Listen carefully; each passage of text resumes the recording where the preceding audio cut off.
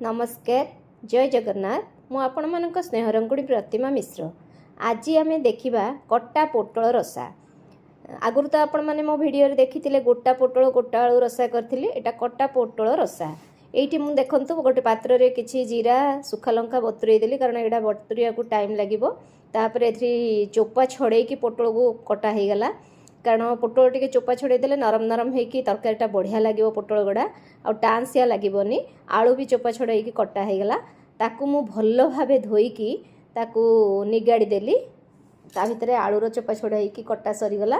मु कौन कली ना कड़ई रे तेल पकईकी रखी ता देहरे मु पोटल को पकेली आउ एपटे पोटल भजा चलची सेपटे पूर्वर जो जीरा आउ सुखा लंका बतुरई थी ता देहरे टमाटो काटिकी मिसेइली पियाज रसुण अदा ताकू सब मसला पाई प्रस्तुत करिकी रखिली।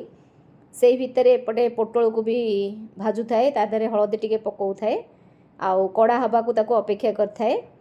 बाकी एपटे मसला भी प्रस्तुत हो गला सेपटे पोटल कड़ा हो गला ताकू मु बाहर कर देली। तापर पुणी थरे सेथिरे टिके तेल पकेकी मु आलूटा को भाजिली। सेपटे आलूटा बसीची सेठी मु मसलाटा को बाटी देली। या भितरे मोर मसला बटा भी खूब बढ़िया भावे हो गला। बेसी मु पेस्ट भलिया बाटेनी टिके खदड़ खदड़ रखे। आलू भी कड़ा हो गला एपटे। एबे मु आ गोटे पात्र रे आलू को भी बाहर कर देली।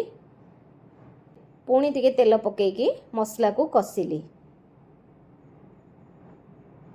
एठी देखंतु पूरा तेल मसला केमती मिसिकी जारी हो गला। स्वाद अनुसार एठी लुण हळदी पकई देली ताकू भल कि कषिबा जाए अपेक्षा कली। तापर सेथिरे पोटल आलू को पकई देली। पोटल आलू जेतेले भल कि कषि हो गला तापर मु से मसला पानीटा को जार रे किछि पानी रखिथिली से मसला पानीटा को देकी झोल प्रस्तुत कली। एठी देखंतु पानी आपनकर जेतिकी झोल दरकार से अनुसार आपण पानी देबे। देखंतु लास्ट रे हमर तरकारीटा केते सुंदर आ टेस्टी दिसला।